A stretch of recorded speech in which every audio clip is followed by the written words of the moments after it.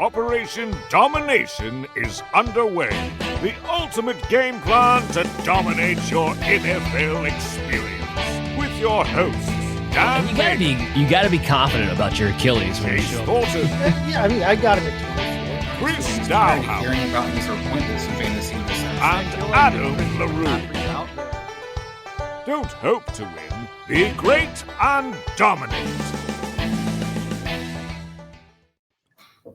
All right. Welcome back into week 2 of Operation Domination.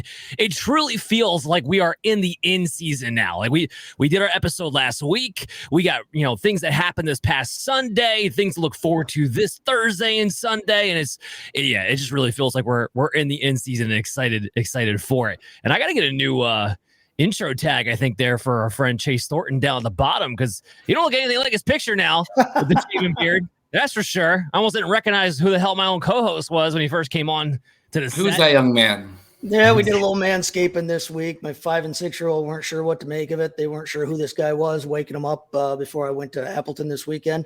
My oldest knew what was going on. I dropped him off at college just in time, so good to go. That's really what it was. He's going to college, Danny. He was trying to look young with the college. New season, new look. Had to usher it in. Yeah, trying to look young. It was my old college, though. Less beard, less years on the age. Is that what's going on here? Give it a shot like that, anyway. Tyler Bradley in the house. What's going on, Tyler? Here. Well, welcome to Operation Domination. Thanks for tuning in live on our YouTube channel here on the Fantasy Football Advice Network. You can always check out Operation Domination on your favorite podcast app, wherever you listen to podcasts. So it is week 2. We got a jam-packed show in store for you guys. So let's go ahead and dive right in to our breaking news to kick off the time.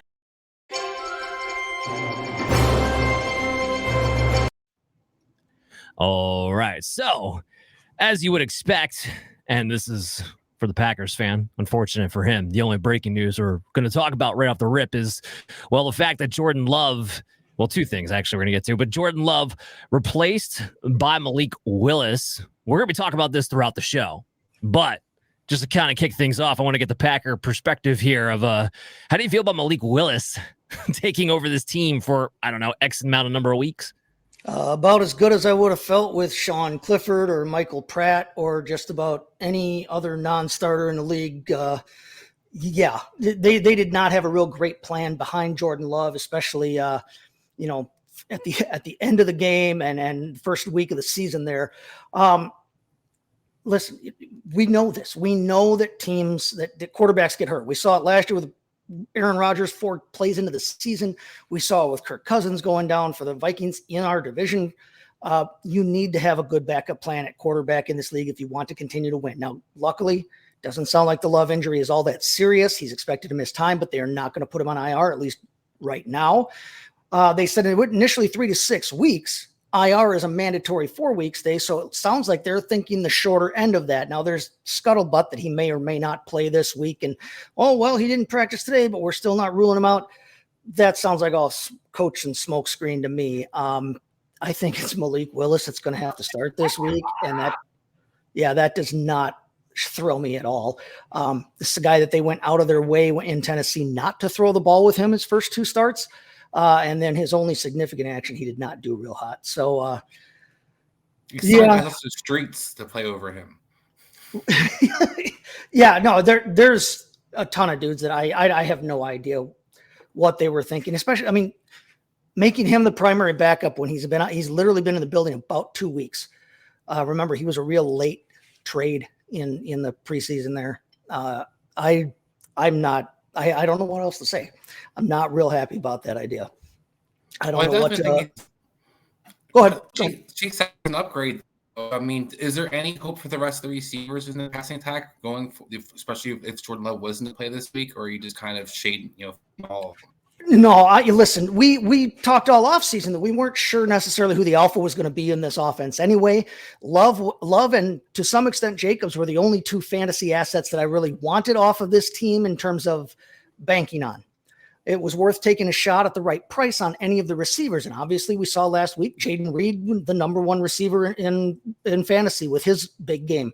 But without Jordan Love throwing the ball, I mean, Jayden Reed had more yards receiving last week than Malik Willis has thrown for in any game total at all. I tend to agree there. Dynasty World Fantasy Football says Malik Willis is boo-boo. Definitely true. So, Chase, moving on, the other big news that we have is Puka Nacua's injury. He's going on the IR.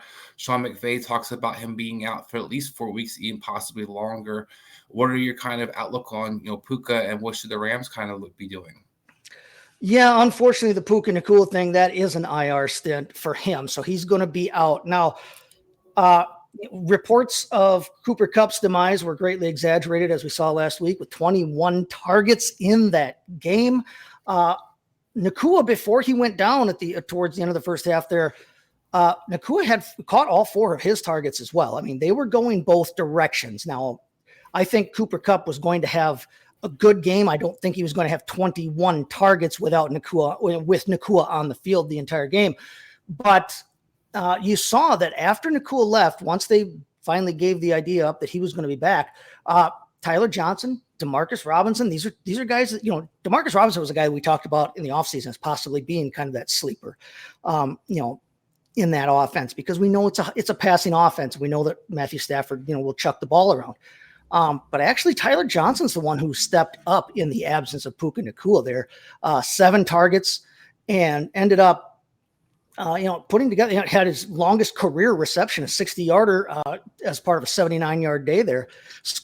So it's an interesting spot to be in terms of fantasy. If you had Nacua and if you want to look to the Rams offense to be the one to pick up the slack there, I saw a lot of people on the waiver wire, Millie Mills here, saying he picked up Parkinson from that team. And that was a popular pickup on the wire.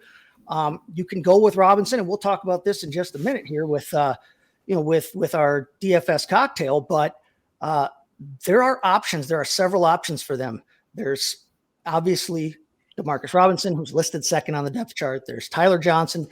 Then there's Jordan Whittington, who was the big darling of the preseason there, and everybody thought might be the second coming of Puka Nacua. So there are options there on that offense.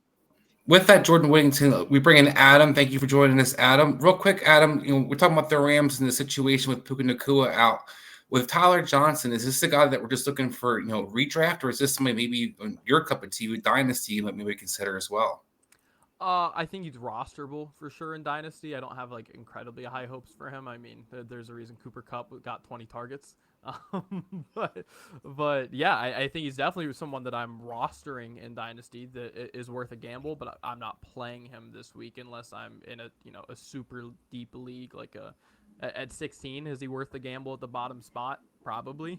But in 12, I'm not at the very least. I do like the Parkinson, looking at as the guy to add as well. The guy has some value. So, Chase, we're going to move on to you and get to what we've been excited about all week long. And what are we going to be drinking tonight? All right. So, for this week's DFS cocktail, in honor of the weird situation in San Francisco with Christian McCaffrey, and was he going to play? Was he not going to play? And when did they know? What did they know? And when did they know it? The Jordan Mason revelation. We're going to do our take on a Frisco sour this week. This is a whiskey cocktail here, so we'll call it a Mason sour here. It's our take on a Frisco sour, but this is a shaken. Unlike last week when it was just a straight mixed drink, this is a shaking cocktail. So for our shaker glass here, what's going to contain and kind of allow us to build this cocktail? We're going to go with Jared Goff right off the bat in the quarterback slot. This is the highest line, or Sharp Analysis had this at the highest line of the week at a 51.5 over under. Detroit's also the second biggest favorite of the week at -7 here, playing against the Tampa Bay Buccaneers. I think that this is a game where both teams are going to pass the ball back and forth all game long. They're going to carve each other up, and we could see some big time points scored. We know Baker Mayfield threw for 4 touchdowns last week, had himself a great game. So it's not like they don't have an aerial offense. And the Rams the Rams were the ones who played the Detroit Lions last week with 21 targets to Cooper Kupp and everybody else that contributed there. So we know Baker likes a good cocktail too. Right. So we're going to go with Jared Goff from the Lions at our quarterback spot with 6,400 there. And to pair him with a receiver, we're going to pay up this week for Amon-Ra St. Brown. He's one of the highest. He's one of the highest costing wide receivers on DraftKings this week at 8,100. But I expect him to have a bounce back game. He was a little quiet last week. It was kind of the Jameson Williams coming out party. But I think that the kinds of passes they'll be able to complete against the Tampa Bay Buccaneers, they should be able to complete some good passes to Amon-Ra St. Brown. He could get loose, should score. I expect a big bounce back from him. So that's our shaker glass. We've got to add some ice to this one though now. So we're going to fill our shaker glass with some ice. And that ice to cool things off is the other side of the field, and Chris Godwin. He's one of my favorite players this week. We're going to put him on our lineup at 6,000 here. Last week, scored a touchdown. Mike Evans scored a touchdown. They were flying all over the field there with the football for Tampa Bay. And the kinds of routes that Cooper Kupp was running last week, and they weren't throwing super deep to anybody really. Puka Nacua and Kupp both were running pretty short routes. Those are the kinds of routes that I think that Godwin will be able to complete on the Lions as well. I really like him this week, especially for 6,000. We're going to plug him in a number 2 spot there. So then we get to the fun part of things, actually the alcohol. This is a whiskey cocktail here. It's a rye whiskey cocktail. So we're going to go with some High West in honor of the NFC West here. High West rye. We're going to do 2 ounces of that. 1, 2, 3, 4. There we go. And then the rye whiskey in this is going to be the Mason of things, the Jordan Mason. I said it was a Mason cocktail. I said it was for Jordan Mason. So that's the Jordan Mason part of things.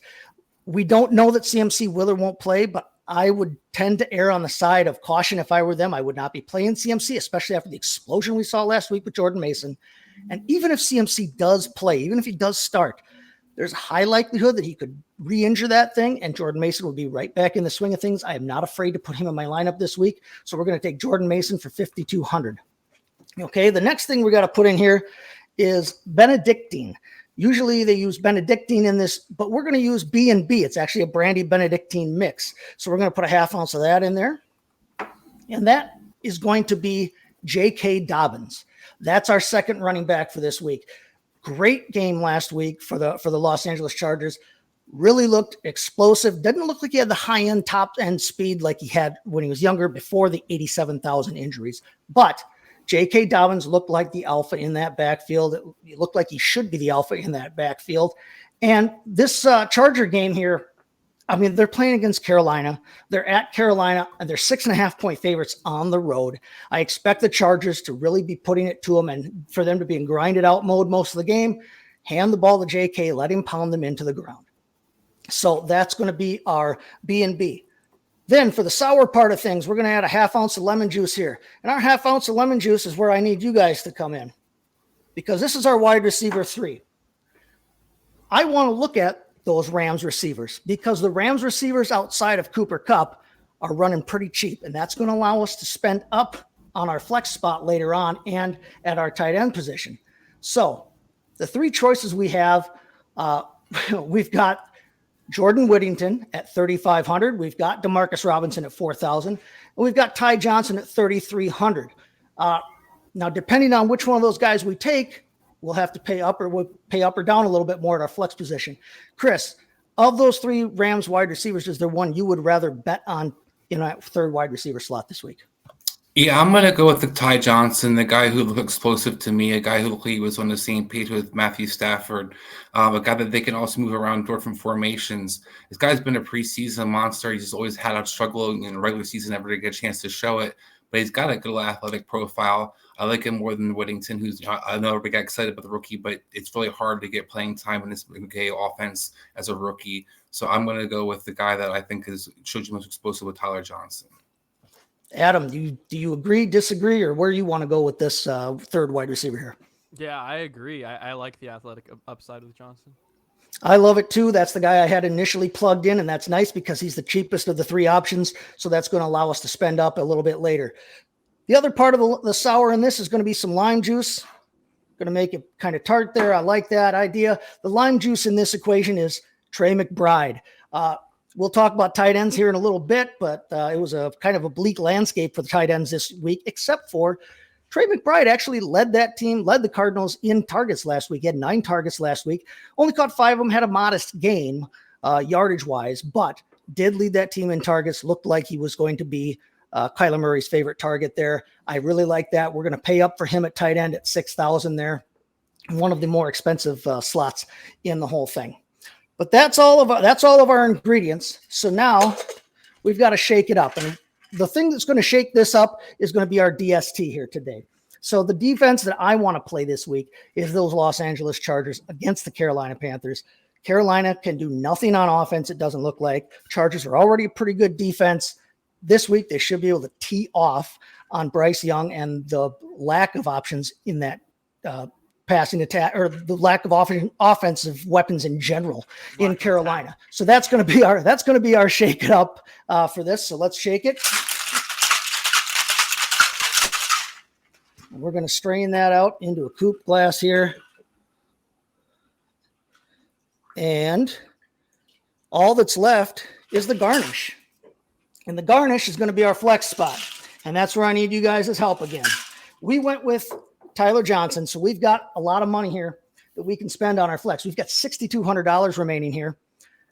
That puts us in an area where we could have Ramondre Stevenson for the Patriots at home against the Seahawks. We could go with Amari Cooper on the road at Jacksonville. We could pay for, if we feel like flexing a tight end, Travis Kelce himself is $6,200. Aaron Jones at $6,100. Xavier Worthy at $6,100. DJ Montgomery at $6,000. Jaden Reed at $6,000. Do any of those stand out to you, Adam, as somebody you'd like to plug into that spot? Honestly, I like Jaden Reed there. I do. With Malik Willis. Yeah, we gave up so many explosives, and especially to guys who are running we're running the exact same coverage every single play. There has been no improvement as far as the secondary. In fact, one of our better corners is hurt. So look, I think the easy pass is going to be allowed. This is actually one of those defenses where I think, bad quarterbacks have a little bit of a shot. Now, in any other circumstance, I would want to go Christian Watson because of the explosives, but that's where I draw the line as far as Malik Willis's ability to get the ball out. But I do think that there's room to play some of these Green Bay receivers. Okay, you're going Jaden Reed at the flex. I tend, in cash games, I like to go with running backs in the flex spot. We've got Stevenson on the board there, Aaron Jones on the board, Montgomery, but we do have the explosive Xavier Worthy coming off of 2 touchdowns last week. Amari Cooper, who they will be looking for a bounce back game against Jacksonville. Chris, who would you be picking from this lineup here? That's a tough one for me, Chase. I think for myself, I'm going to go with Amari Cooper. I think he's due for a bounce back game. I did not like what I saw Deshaun Watson, but I do think Cleveland's going to have to throw the ball. That they committed to being, built around the passing attack, trying to utilize him. With that question, real quick, Chase, before we get back to your drink, we have a guy who's got to start here. Ventro says he's got to start 2 receivers, Pickens, Amari Cooper, and DK Metcalf. Quickly, you two, what's your guys' feedback for Ventro? Well, we already talked about Amari Cooper. I like that idea too. Of the other 2, Pickens and DK Metcalf, we still don't know the quarterback situation in Pittsburgh yet. They're a 3-point favorite on the road there at Denver, but I'm not really buying their passing offense right now. Remember, they are still running under FAS. Forget Arthur Smith. I'd go DK Metcalf there.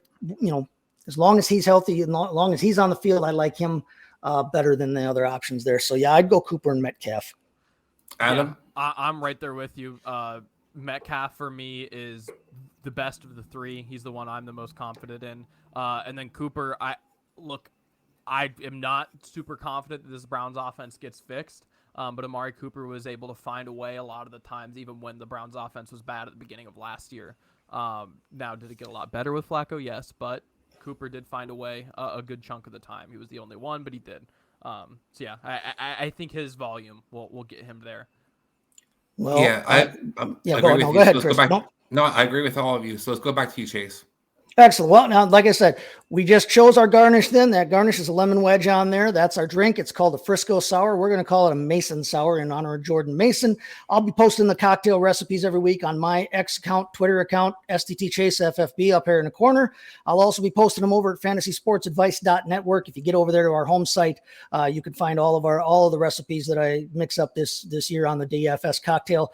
But that gives us a quarterback of Goff, a running back of Jordan Mason and J.K. Dobbins, Amon-Ra St. Brown, Chris Godwin, Tyler Johnson in our wide receiver slots, Trey McBride for our tight end.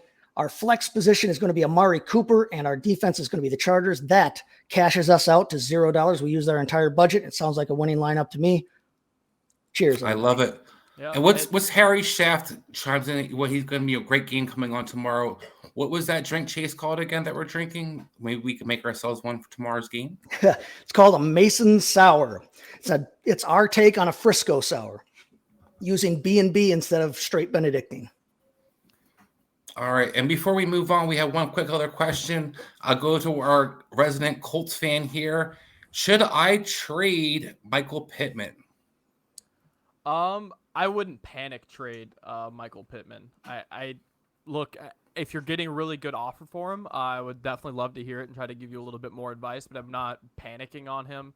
That was a really weird game. I mean, look, when it was weird across the NFL, let's not get it twisted. There were a lot of teams where you're looking at 18, 19 passing attempts when these teams were typically throwing the ball 30 times a game last year, even with passing, much down. Well, I'm not necessarily, panic trading him again. You're certainly not going to be seeing that from a Pierce who's splitting the role with Adonai Mitchell. And the whole wide receiver room was kind of shaken up with people playing weird roles, especially Pittman, with Josh Downs out, right? So we had a lot more slot movement than otherwise. I think that kind of shook up the receiver room a little bit.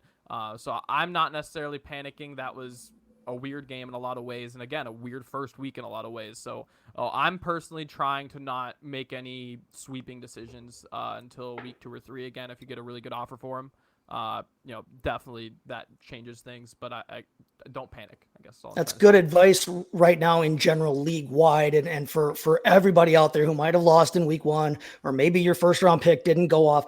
It's 1 week. It's 1 game. Calm down. You've got time. Nothing was lost this week. Even if you lost Puka Nacua from your lineup, lost Jordan, whoever, it's 1 week. Don't overreact to things, especially something like we just said, a weird game, wonky game, pass game in Indianapolis there for Michael Pittman. Well, yeah, Anthony Richardson can't throw 90-yard bombs all the time. Right. And you can turn it around with the help of a dominating defense.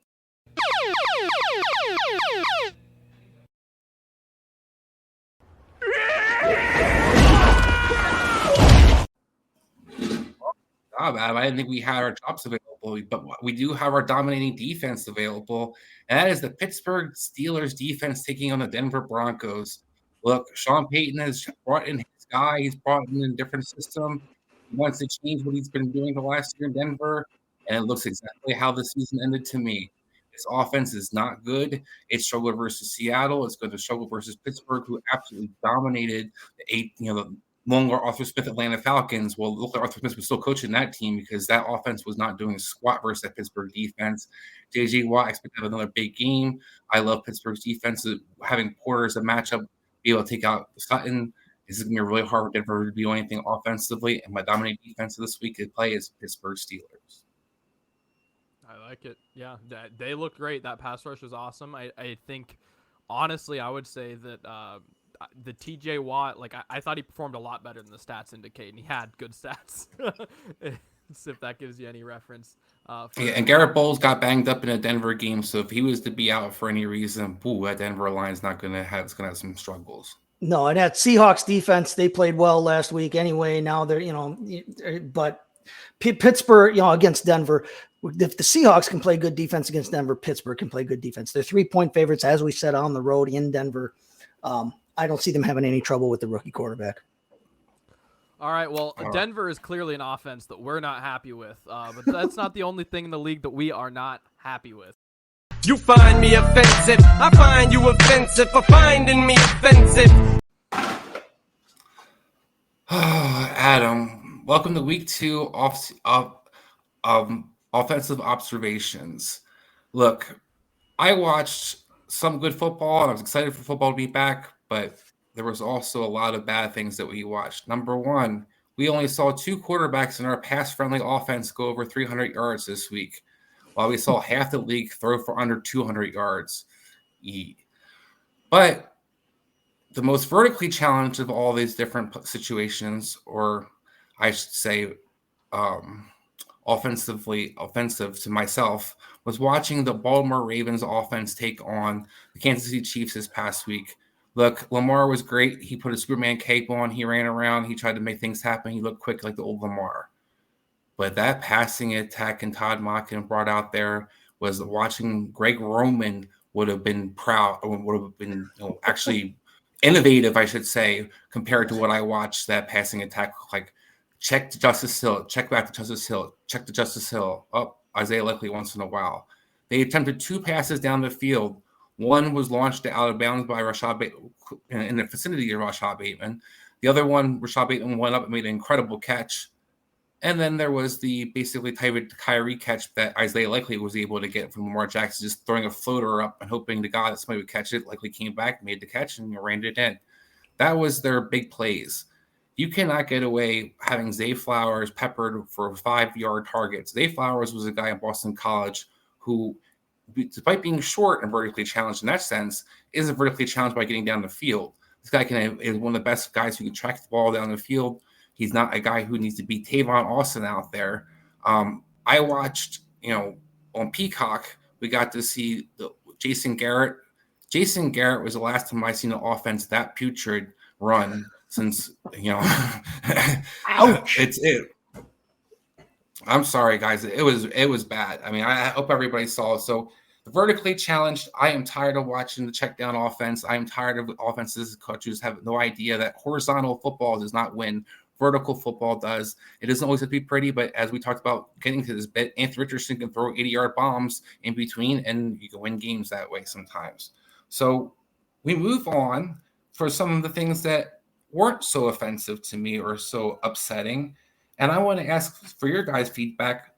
What were some coaches, or maybe they were offensive to you, the coaches that you rather liked or didn't like from this past week? And we're going to start off with you, Adam. Excuse me. Yeah. I hate what Zach Taylor put out there for the Cincinnati Bengals. Like, genuinely, I'm getting shades of Frank Reich. And now here's why. There is some lapse in his brain, and it's the same thing that Frank Reich suffered from, where you start the season doing the thing that you like to do. By mid-season, you've learned that that doesn't work. You make it to the next season, and you've reverted back to the thing that didn't work, and we're just doing it and doing it and doing it. It's been 3 seasons in a row where the Bengals start slow, and trust me, by the way, they're going to start slow because they're losing to the Chiefs. That's their market. Like, we're 0-2. All right, that's what Cincinnati is at this point. And it's been a repeated thing over the last couple years, and it's the same things that are failing them. Now, what are those things? Motion, I'll give them. They did a little bit better, but still not nearly as much as a team like this should be, especially when you're down a receiver like T. Higgins. You should just be moving Jamar Chase almost every play. But fine, they did actually improve in that area. Where they didn't improve, guys, we learned that the reason this offense was failing is because you're not putting your quarterback under center. We've done this already. 2 years in a row, actually. We've done this. Last year, the Bengals were 0 snaps under center week 1. Went up to 3 the next week, then down, then up, and then we make it to San Francisco. Guys, do you remember when the Bengals turned around their season? Was it the San Francisco game where they go into San Francisco and beat the 49ers, who eventually made the Super Bowl? That's when I feel like I took the Bengals seriously again. Guess what? 15 snaps under center. We're actually showing something under center, and we're actually running the ball under center a little bit. This past week, the Bengals had 4 snaps under center. All right. Yeah. Well, do we think there's any correlation there with Joe Mixon moving on and having Zach Moss and Chase Brown? I think there is, but they have to establish some kind of running game. To me, what the issue is, you can watch those 4 snaps. I watched all 4 of them, the all 22. The first one, a screen to Moss. The second one is a QB sneak. The third is a play action pass that goes to the running back. And the fourth is a play action pass. You notice what none of those are outside of the sneak, kind of. Weird play. Let's throw that out of the equation for a second. We're not running with the running back when we're under center. We exclusively ran with our running backs out of gun. Not a single time did we go under center and hand the ball off. 0. And you can see it on those plays. Those play actions, if we're only going under center to run play action, what are these linebackers doing? You can see it on the 2 play action passes. They don't step forward. These linebackers are stepping straight back into coverage. They don't respect the possibilities that the Bengals might run. And you know why? Because there were almost 30 plays where they gave them a light box, and we ran on 5 of them. We had 13 designed runs the entire game, and that's giving them the QB sneak as a designed run, which, let's be real, that's again, outside of this equation. And we only ran against light boxes 3 times. We're trying to find the stacked boxes. We're so predictable on offense. It's something that needs to be figured out, but we figured it out already. We've done this. By the end of the season, when the Bengals are making their playoff push, we're nearing 10 snaps under center every single game. That was when Chase Brown was having some of his good games down the season. That's Jake Browning. Against the Colts, there were almost 20 game snaps under center. Just for a reference point of where they were by the end of the season. Half the time when Jake Browning was there. But again, Burrow played the San Francisco game. When they beat the Chiefs, Burrow played. And we're under center. So I don't understand why we have to keep learning this. Even if the run game doesn't actually function, nobody's going to respect your play action from under center if I don't think you're going to run the ball, which you don't from under center ever. Literally ever. It's frustrating to me. It's been had this exact conversation, one, when we talked about the Cincinnati Bengals last episode, that I was concerned about them going under center. That's exactly what happened. And 2, last season and the season before that. It's just, it's a continuation of doing the exact same thing and expecting different results. And then on top of that, Joe Burrow attempted 6 attempts past the 10-yard line, and I get there's a hand injury going on, but we have to at least feign like we're going to test down the field, or again, nobody's going to respect the fact that we can go down the field. We're talking Jamar Chase is getting 1 target past the 10-yard line. I don't care how little he practiced. I actually would be better with him just running a couple streaks, try him on 2 or 3 and getting him out of the game if I'm worried about his conditioning. I'm not worried about. The CD Lamb put that to rest as well when he came back off the streets and able to catch the ball right off the bat. I'm just not worried about that. Look, again, we have what do we have here? I can give you the exact number. It was 37 snaps against a light box. 37 snaps against the light box for the Cincinnati Bengals offense, and we designed runs 13 times. 13. That is insane. It doesn't make any type of sense, and I'm tired of having the same conversation with the Cincinnati Bengals every single year. Well said, Adam. Well said. Now, Chase, when we're looking at a offense that did not do it the right way, what offense impressed you why you have actually a good grade to hand out for your team? Yeah, I'm on the other side of your opening rant here. I'm going to go with Andy Reid and the way that he and the Chiefs used motion and their bunch formations here to keep the good Ravens defense off their game all night long there. You guys might have heard the term of the corn dog motion that Andy Reid uses, where a guy goes in motion and then at the snap he immediately turns around and runs a route right into the flat. They scored 2 touchdowns off of that same route concept in the Super Bowl against the Eagles a couple years ago. Last year, the game-winning play in overtime to Mecole Hardman was a corn dog motion play. So we know that Andy Reid can innovate and has these concepts that can, Andy does love himself some corn dogs. That's too much fantasy here, football says. Andy loves himself some corn dogs, and that's actually the joke behind why they call it corn dog. He said, we love to eat. But they were using motions of all kinds against the Ravens here, and it was beautiful to watch. the vast majority of the good passing offenses in this league do use pre-snap motion and use it heavily. And, you could see it on so many different plays the other night. They had a play where they had a bunched formation to the right. Rice started on the inside. He just kind of walked to the outside motion. Everybody on the defense, everybody in the Ravens defense shifted out to take him. And on the snap, he immediately cut behind the two other people in that bunch, basically had a free release across the middle on a shallow crosser. They hit him, big gain. Then, they did another one, the same kind of thing, except that they did this walking kind of bouncing motion with Rice to the inside of the bunch formation. And again, at the snap, he cuts immediately behind the other two guys, wide open, 5-yard on a 5-yard out, gain of 8 yards. Just really fun to watch. But they weren't just motioning with their wide receivers. They were motioning with their tight ends as well. Noah Gray and Travis Kelce both. They ran a play in the red zone. It got called back, unfortunately, for a penalty, but they ran a play on the red zone to Isaiah Pacheco where Kelce went in motion, and at the snap, he essentially was in that fullback, position by the time that they snapped it. It was out of shotgun, and basically gave him a shotgun power look. He led up through the hole. Pacheco made a nice cut off of Kelce's block and picked up a nice gain. Like I said, called back for penalty, but it was a beautiful play.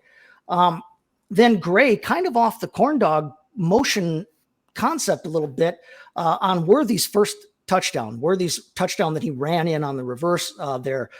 He, again, motion to the right side of the formation.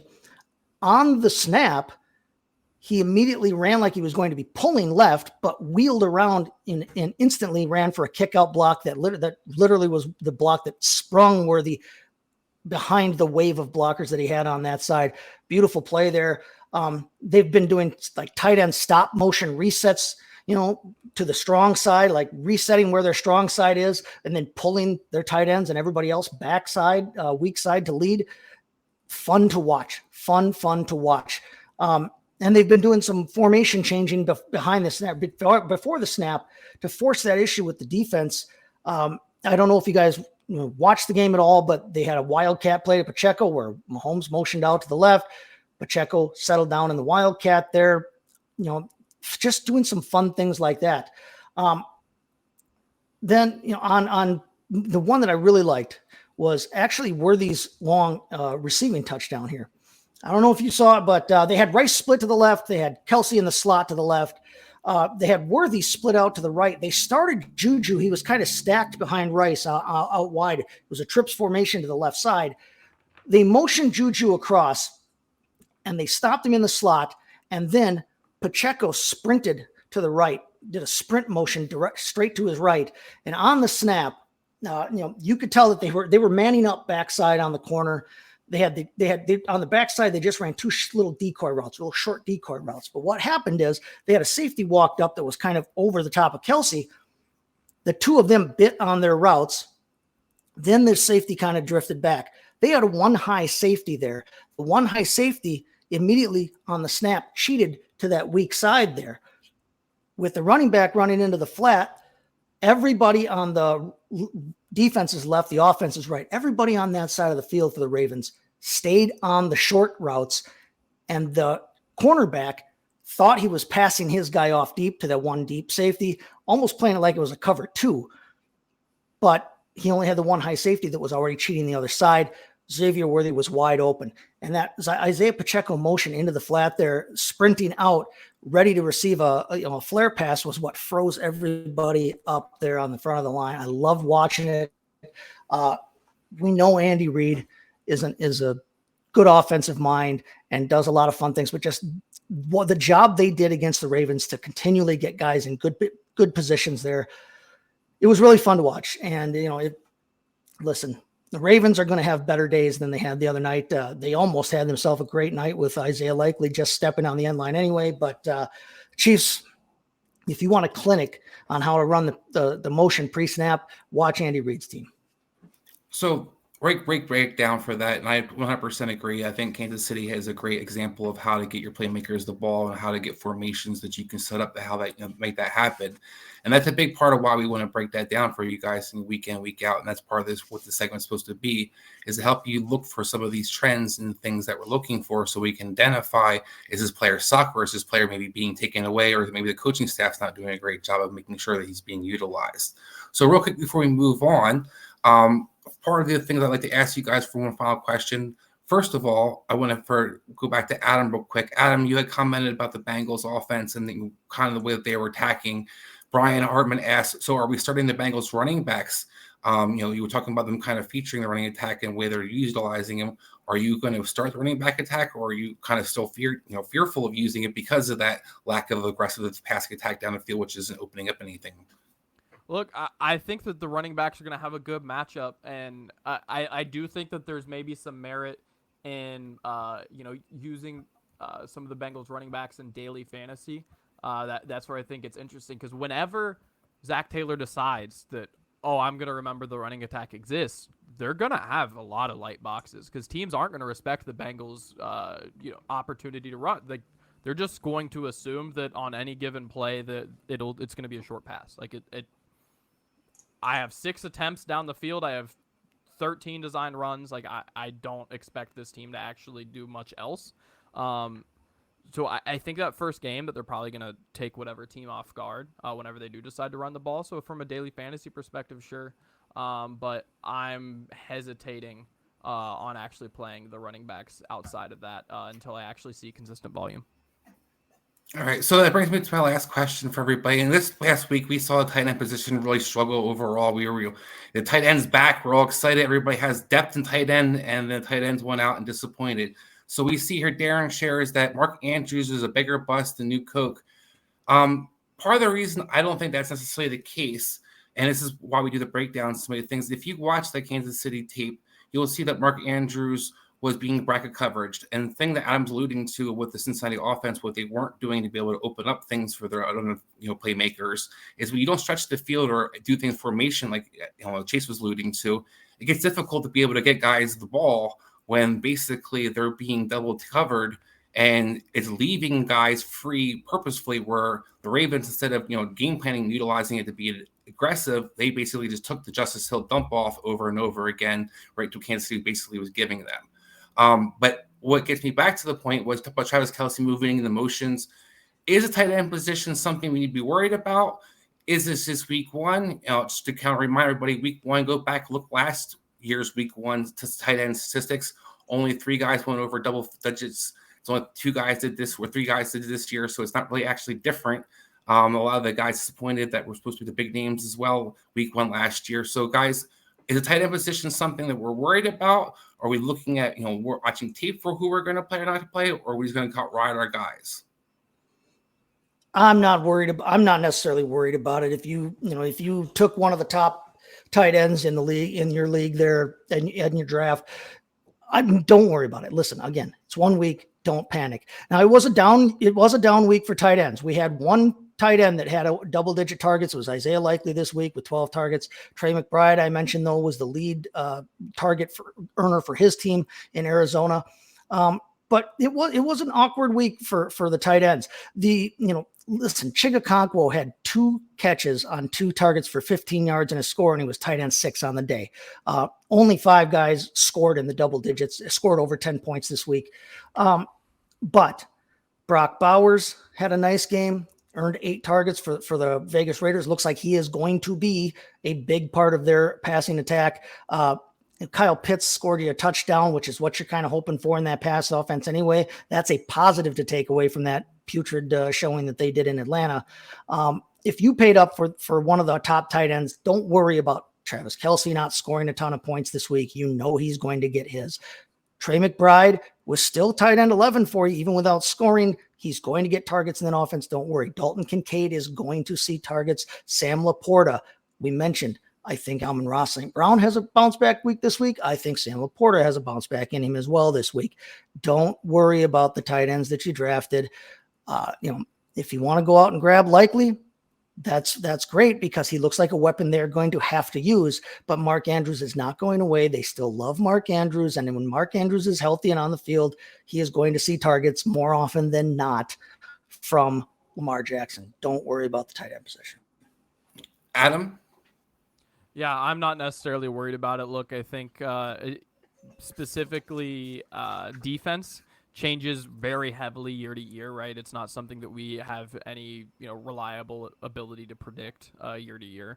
And I think teams are the same way. Look, there's like 4 or 5 defenses that you can actually be like, they're going to do this week 1, and then the rest of them, it's like there's a lot of change. So I think coaches were adapting. I think you also saw that.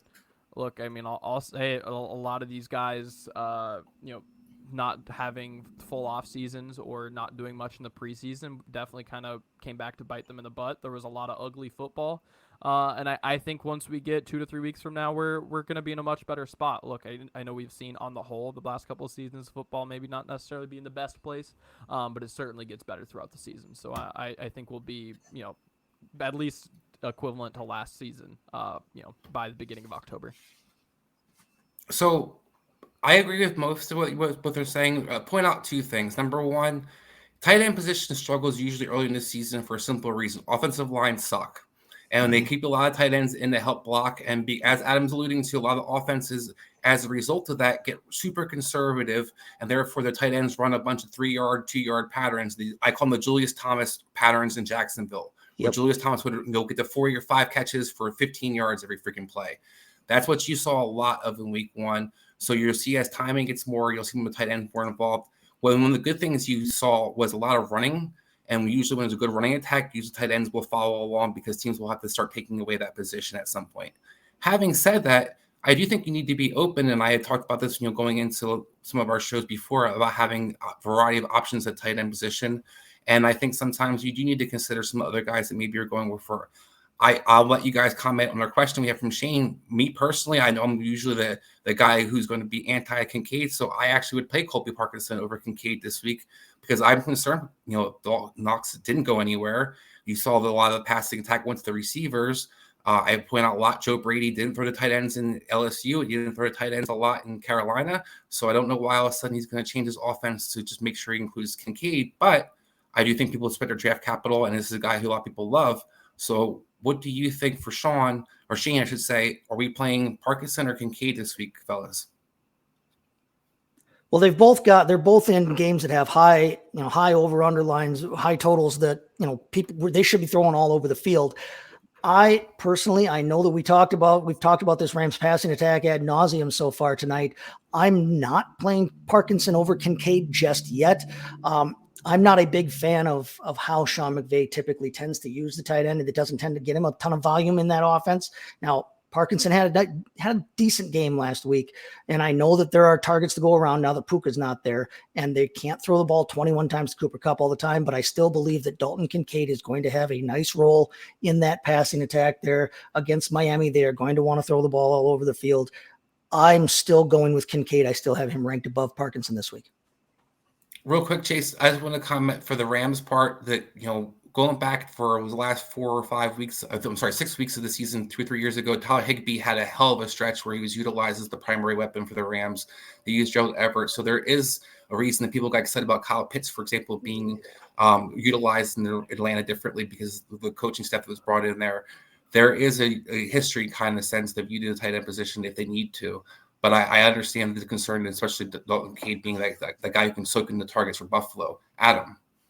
I'm not making any drastic shifts from my, week 1 rankings, all that yet. So I would have had Kincaid higher then. Not to say I'm throwing out week 1 entirely, but I'm just not, trying to make sweeping decisions based on it. And part of that is I would play someone like Kincaid personally, but if I can get Parkinson on that roster, I'm absolutely going to. And I want to have that option available to me. If week 2 goes the same way, then I'm going to be eyeing Parkinson for that spot. It's a decision that I want to make quick, but a sample size of 1 game and 1 matchup, I'm not necessarily pulling Kincaid quite yet. All right, Adam, before we get to your segment, let's go with a quick question we have right here. Would you play Worthy or JMO, fellas? I'm Jameson, and I'll expand on that later. Yep, Jameson for me. Worthy had a nice game, but he had 2 touchdowns. He's not going to get 2 touchdowns every single week. I think Williams, I think last week was his coming out party. I love them both. That's a tough one for me. I lean slightly towards Jamo just because Tampa Bay secondary is so banged up. And we go to Adam. Yeah. Thank you. All right.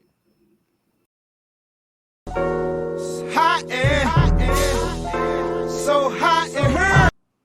All right. So what we're going to do is take a little pivot and go over to Dynasty Land. Talk a little bit about some guys in maybe a longer term sense. And what's interesting is we have some guys who had surprise weeks, this past week. And hey, if you're super high on one of these guys, and they could be really good value, and if you're super low on them, they're really great value to sell at peaks potentially, because these are guys who over the past week have skyrocketed, all 3 of them on keep trade cut, and are looking a little bit different on ECR. At least 2 of them are now starters when I don't think many ESPN leagues these guys were looking at starting, right? And now we're here. So the first of that group is going to be San Francisco 49ers running back Jordan Mason. Sorry. Obviously had the massive game Monday night against the Jets. Looked fantastic. Every running back for the 49ers more or less has under Kyle Shanahan. But definitely did look the part and was making some of those plays himself. Got to give him a little bit credit. He did, break some tackles. He did look good. He did look athletic. And I do think that Jordan Mason's a pretty solid back. So let's look at the numbers so far. He is the running back 20 on the ECR this week. He is the most traded player in our half-point PPR Superflex dynasties over the last week.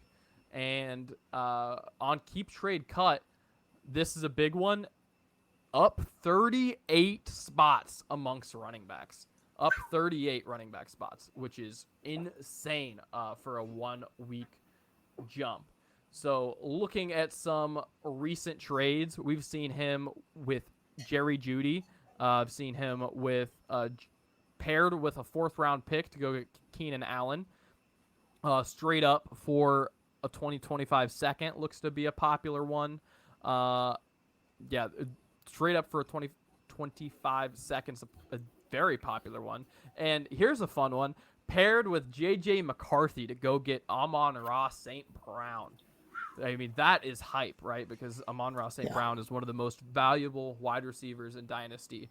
So to pair him and get that is incredible. So clearly Jordan Mason's value is at a bit of a high right now. So Chris, I'm going to kick this to you. This was originally supposed to go to Dan, but he is not with us tonight. So Chris?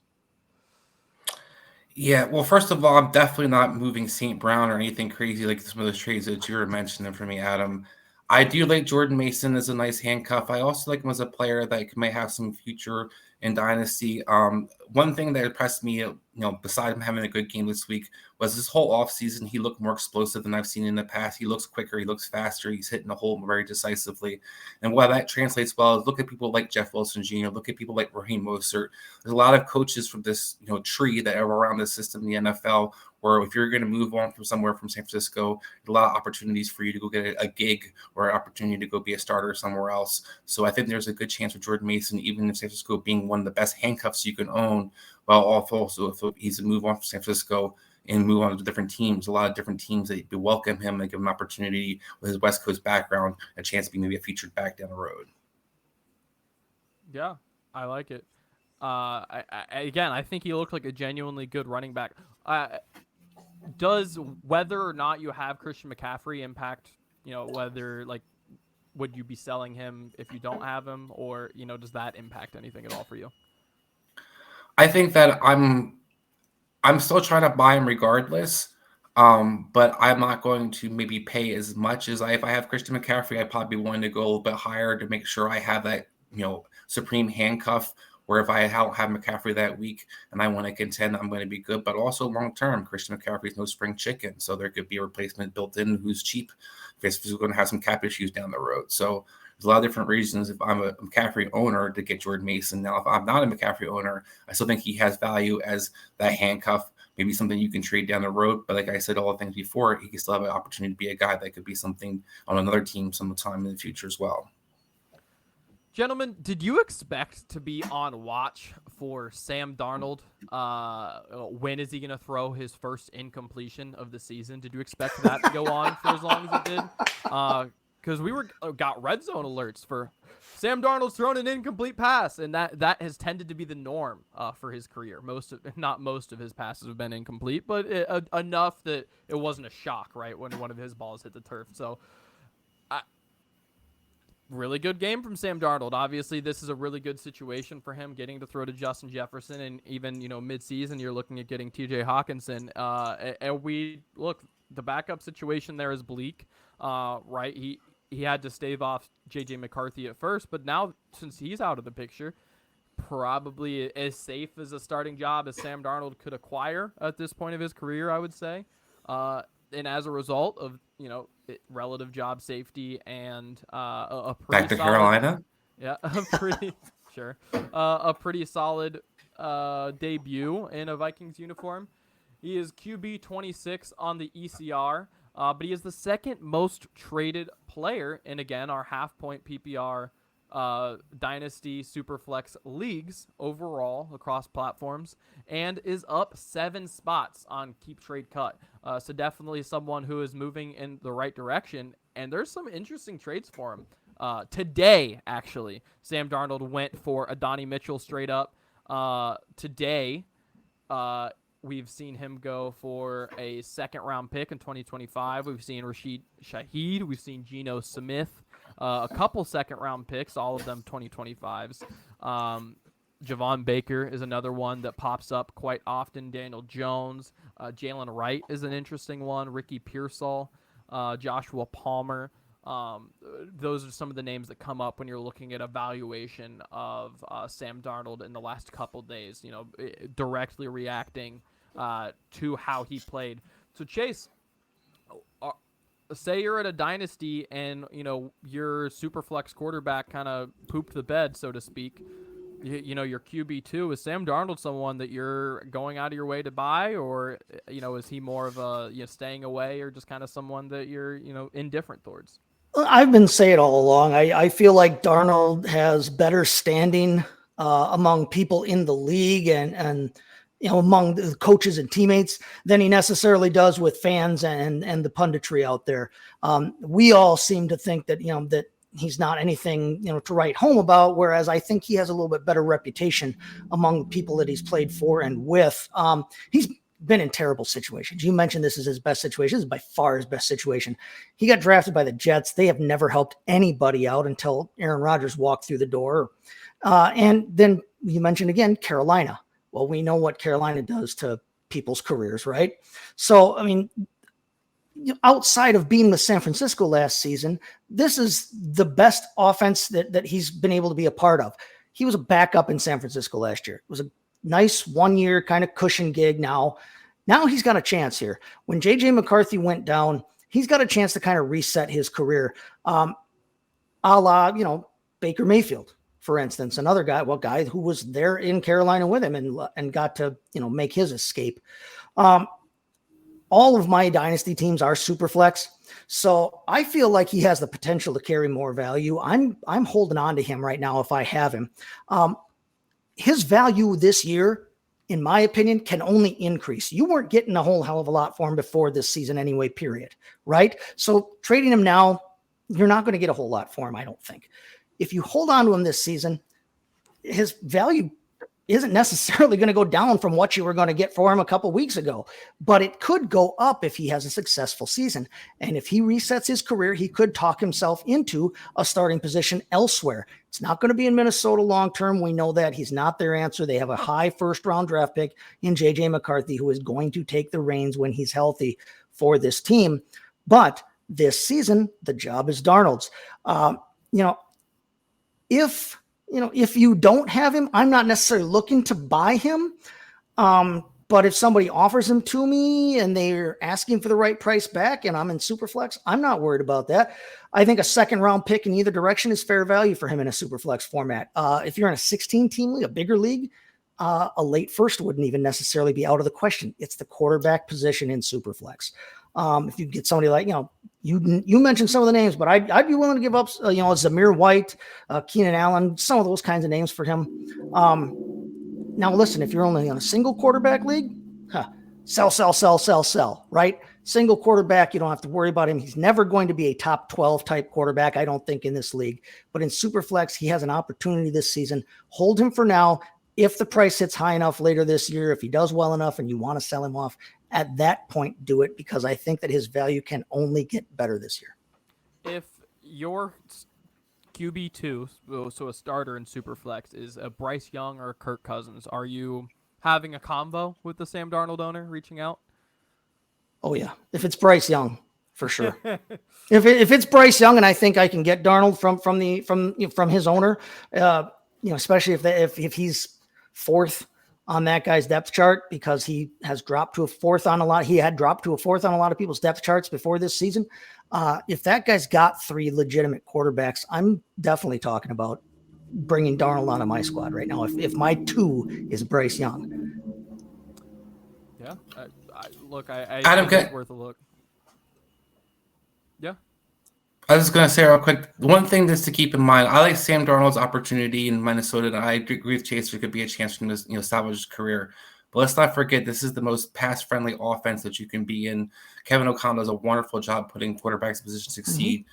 But there's a reason that Patrick Knott's not a quarterback right now. There's a reason Jaron Hall's the quarterback right now. Nick Mullins isn't the quarterback right now. All these guys had moments where they shined in this offense and looked incredible, but they also had their moments where they turned the ball over. Sam Darnold is a guy that can also turn the ball over. So a guy had a lot of upside and an opportunity, but a second rounder, Chase first rounders, that's a little rich for my blood, even in a 2-quarterback league. I just be a little cautious in my opinion. Yeah, I think on the high end, his value isn't someone that I'm looking at, but there were some deals in there that are definitely stomachable. On to our last guy, though, as far as Dynasty is concerned, we're switching over to the tight end position, and it's a guy that I'm sure that you can guess, right? There's only one tight end, really, that drastically moved up people's boards, and that's Isaiah Likely. Where Mark Andrews had a bit of a flutter, Isaiah Likely was the guy doing every underneath route, every single play, which meant that kind of what you were saying with Todd Monken's offense, he has boomed in value, going up 10 spots in keep trade cut on ECR. He is the tight end number 9 this upcoming week, and he was the 3rd most traded player this past week. And as far as being the 3rd most traded player goes, some of the guys that means he was being traded for includes Tyjae Spears, includes, again, second-round picks, actually a 2026 first-rounder, David Montgomery, another 2026 first-round pick, rather, Michael Penix, James Cook, George Pickens, Zay Flowers, Jackson Smith-Njigba, George Kittle. Like, these are some massive moves in Dynasty to go get Isaiah Likely. Who, look, I think probably the heir apparent of Mark Andrews, if and when that's going to happen, maybe a little, or we're jumping the gun a little bit, but, I mean, when it happens, it seems likely that Likely will be the guy. So, Chris, tell me, are those values insane, or is it justified based on what we've seen out of Isaiah Likely, who every time Mark Andrews has been out the last couple of years has looked pretty good? So, he's a good player. I don't think it's insane, Adam. Look, this is the guy who was one of the most impressive players in Baltimore camp this whole offseason. All right, but can you hear me? Oh, yeah. Yep. Okay.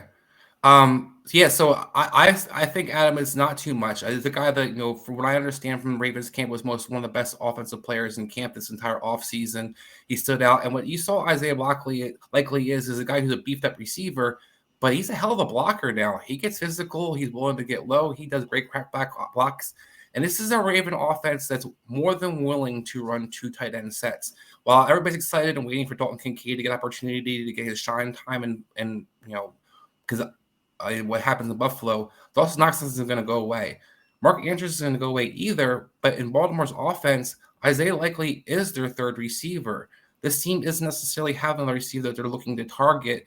Rashad Bateman is kind of the guy that they use as a Marquise Brown role to kind of clear things out and then go deep most of the time. I don't know why, but that's what they use him for, basically. Therefore, Isaiah likely becomes that guy that is somebody similar to Mark Andrews that can work the middle, who can work the sidelines, work the seams, which all things Lamar Jackson likes to do. He's also a guy that seems to be in sync with Lamar Jackson when he does his rollout actions and he tries to scramble.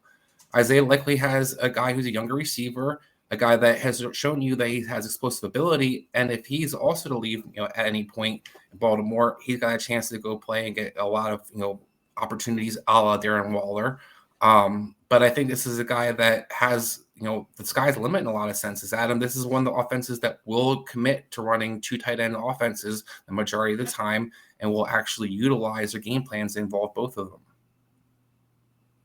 Yeah, I like it.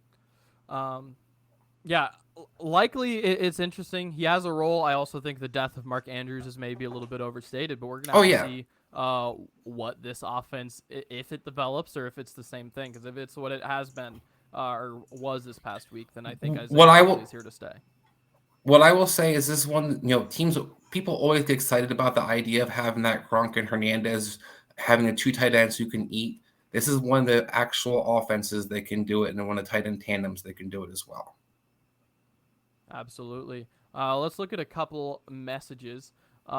Chase, are you starting Burrow or Baker Mayfield? That's tough because I like Burrow, but listen. I think Baker had a good game last week. I already said that I think they're going to be having to throw the ball all over the field. I think they can complete some passes against Detroit.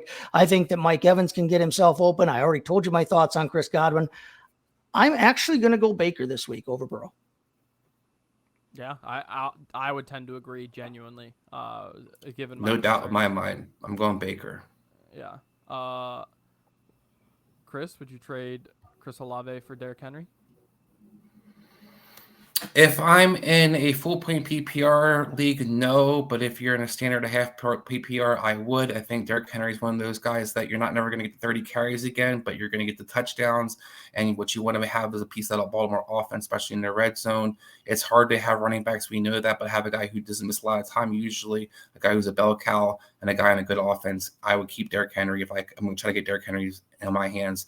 And I would move on from Chris Olave, who I'm still not as big on. Now, Dan isn't here, but Dan would probably definitely say that's blasphemy.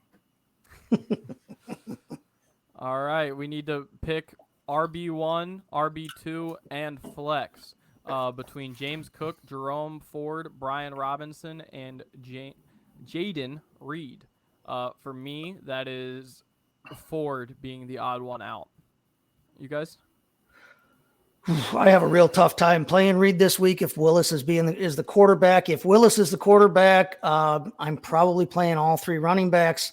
If Willis somehow doesn't, I might, but I agree with you that Ford would be my running back odd man out if you really want to play, if you really want to play that game. So Sheldon, Malik Willis, who 73 yards and what combined, or it was 3 starts when he played for Tennessee. I am not touching that passing attack. I am running with the running backs. Brian Robbins is a fantastic matchup versus the Giants. Jerome Ford's going to be a guy who either in garbage time, as we saw this past week, he's going to be involved. And James Cook is pretty much one of the guys, the playmakers on the Buffalo offense versus a questionable at best Miami Dolphins defense. So I would definitely run the running backs. All right. And then one more. Do you trade CMC, Jordan Mason, for Kyren Williams or Jonathan Taylor, Metcalf, Kelsey? Is that? Wait. Do I trade CMC, Mason, and maybe a bench player? Is what he's getting at there sure. For Kyren Williams or Taylor, Metcalf, and Kelsey. So the return would be Kyren Williams, running backs, Metcalf, or Taylor, Metcalf, and Kelsey for CMC, Mason, and a bench player.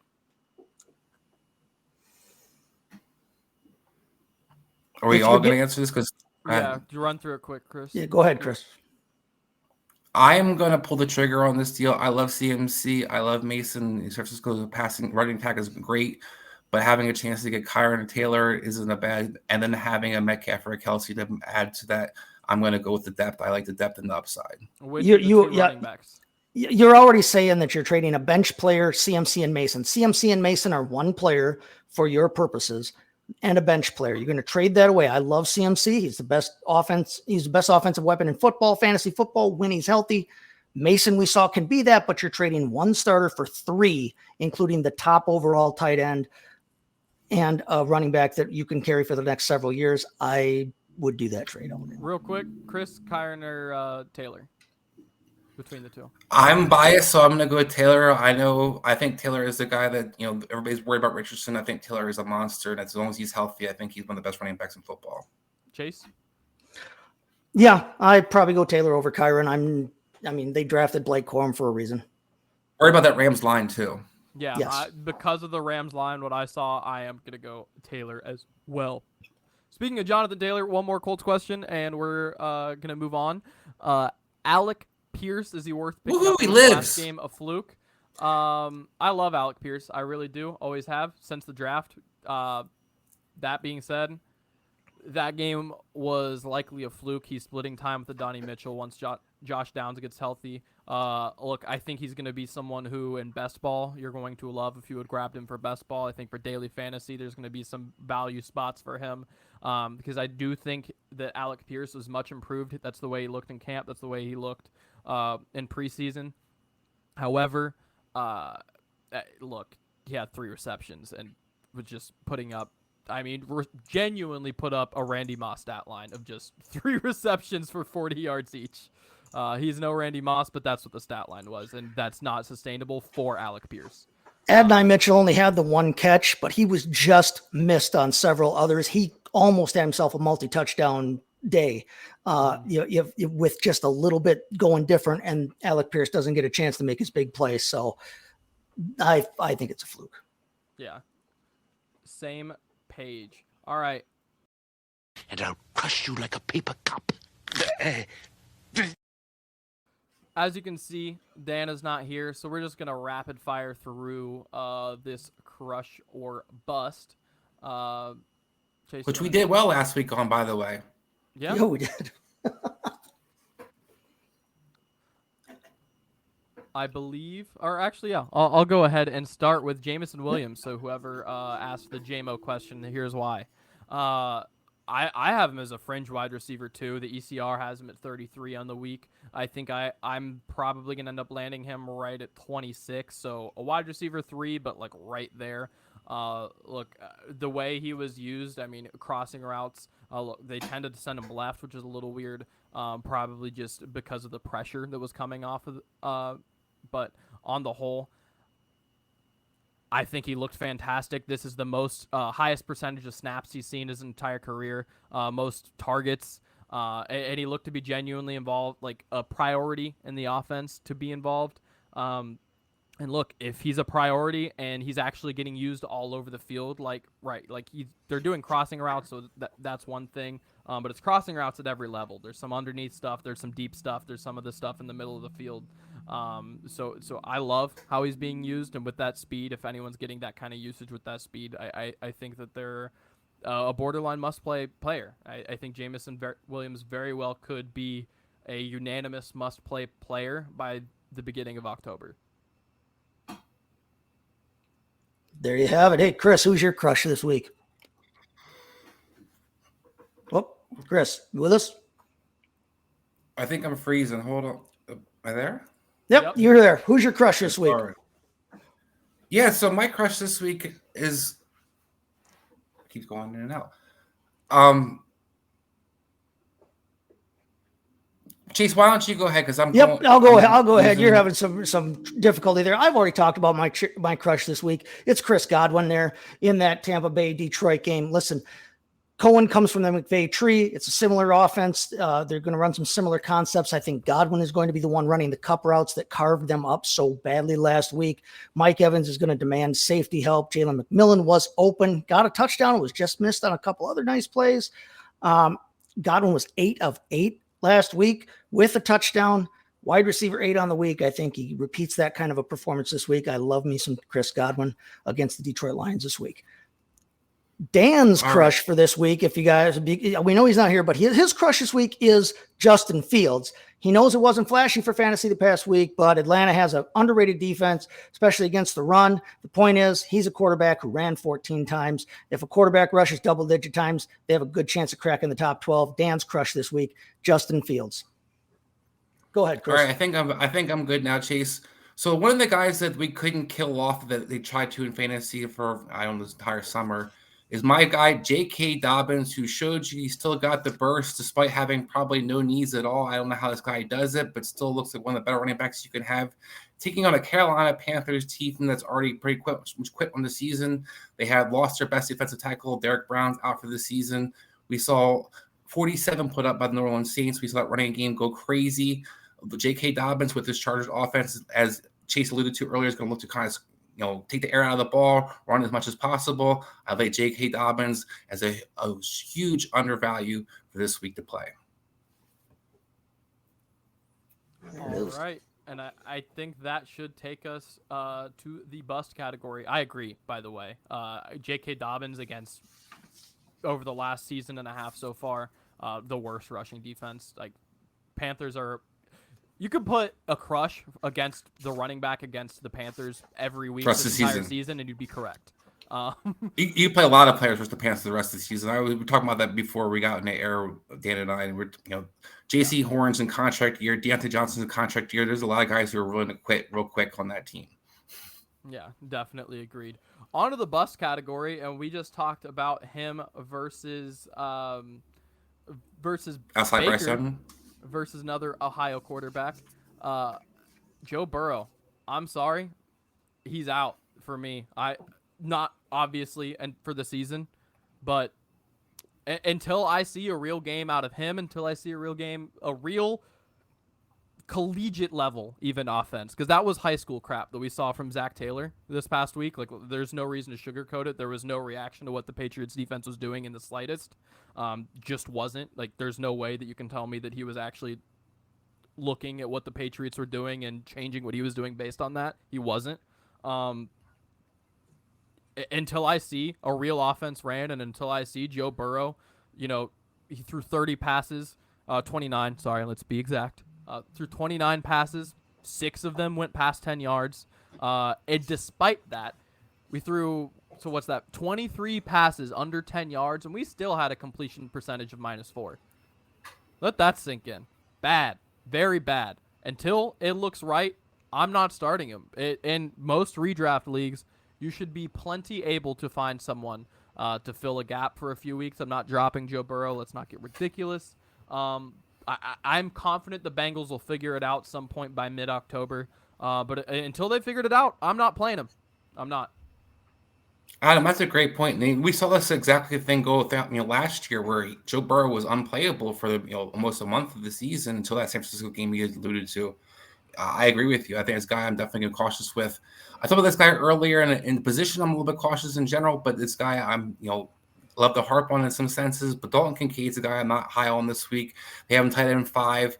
I don't see the great matchup versus the Dolphins. They did a pretty good job this past week taking away Evan Ingram. Evan Ingram was one of the top tight ends you could have last year and did basically squat versus Dolphins secondary this past week. Javon Hollins, one of the better safeties you can have. The secondary is coming over from the Ravens and Anthony Weaver's, using that scheme. Usually the Ravens do a pretty good job versus tight end position as well. Dalton Kincaid, until, as Adam kind of just said until you show me, I don't think, we heard all about the targets. I haven't seen Dalton Kincaid get those targets. I saw Keon Coleman get targets. I saw Khalil Shakir get targets. I saw Matt Collins catch a touchdown.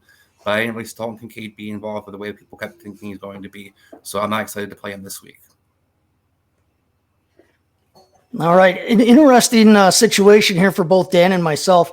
We both picked players from our own favorite teams. Dan's bust for the week is going to be Brandon Ayuk. He's got him at wide receiver 26 this week, and his ECR right now is wide receiver 14. Yeah.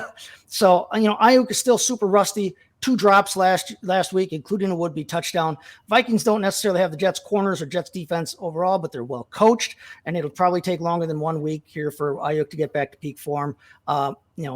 He'll have his moments this year, just not yet. Hang on to him. Don't be over panicking, but look elsewhere this week for a start. Dan's got Brandon Ayuk for his bust. And I have a guy that I've already talked about on this show. I know you like him and you're optimistic about him, Adam, but I am not playing Jaden Reed this week if I can all help it.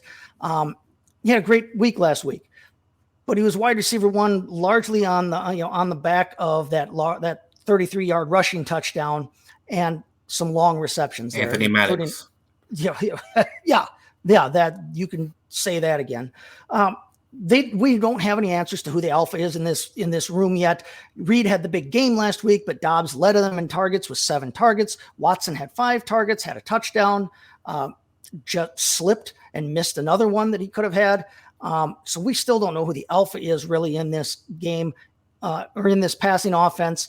But the biggest thing about it is if they don't have Love, if it's Malik Willis, 0-3 as a starter, Tennessee literally went out of their way not to throw the ball with him as their quarterback when he started for them a couple years ago.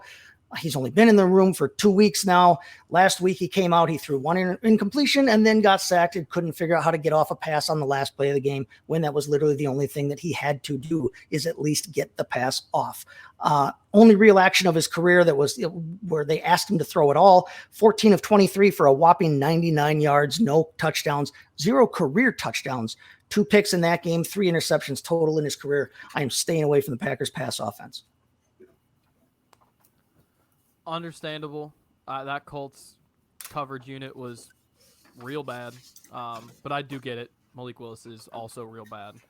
It'll be a battle of attrition there between the two. We'll find out who comes out on top. But in the meantime, I think Adam, what aren't we staying away from? Some bets we have that maybe we were liking this week, or Dan may have shared with us.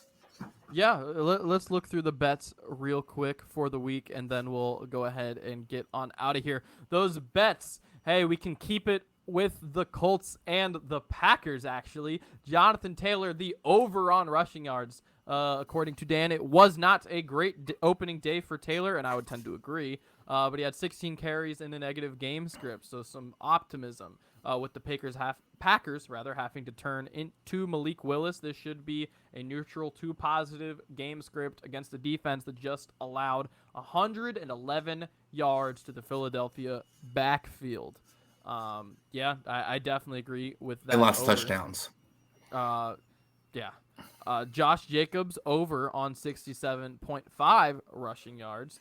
With Willis taking over, this offense figures to become run-centric and passing simplistic. Josh Jacobs played well with 84 yards rushing against Philadelphia with a good front. Now take on the Colts. They gave up a league-leading 175 rushing yards to Joe Mixon, by the way. He didn't put that. I added it. Let's talk about Joe Mixon doing that. Welcome back, Joe. Carries. Yeah. Looking good.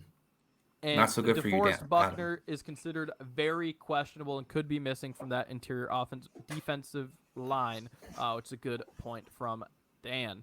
One more running back. We're heavy on the running back overs here in week 2, and that is Derrick Henry. Should get plus money to the over after last week's disappointing showing. Everyone is overreacting after playing less snaps than Justice Hill. Derrick Henry is the same as he always has been, a bit script dependent. They fell behind against a good defense in the Chiefs, and it took Henry off the field. This week they get the Raiders in what should be a positive game script, and just saw J.K. Dobbins fresh off an Achilles go over 100 yards rushing.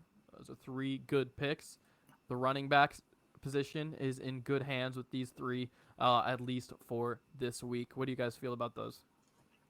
I love the Derrick Henry one. I mean, we just watched J.K. Dobbins. We talked about run crazy for the Chargers offense. I see no reason they can't do something similar. Biggest favorites of the week, Baltimore, 9.5-point favorites at home against the Raiders. Yeah. Yeah, that's we know Minshew's going to have 2 or 3 turnovers, so there'll be a chance for some touchdowns too. Yeah, this is not the Chiefs they're playing this week. Yeah, very different team. All right, I think that wraps us up. Thank you guys so much for tuning in. Chase, I know at the least we can expect to see that recipe posted, right? But anything else that we can expect from you content-wise coming up?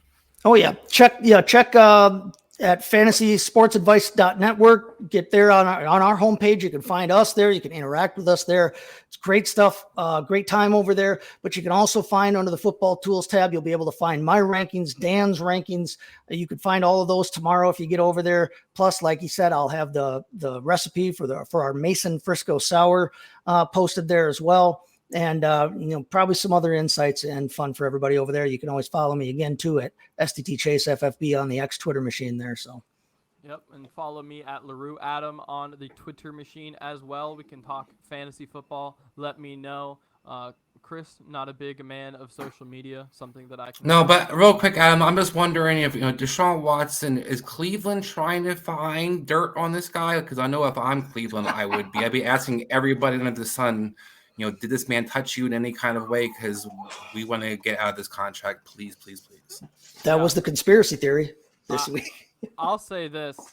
I don't think that the Browns have much to do with it because it just makes them look worse and worse every time it happens.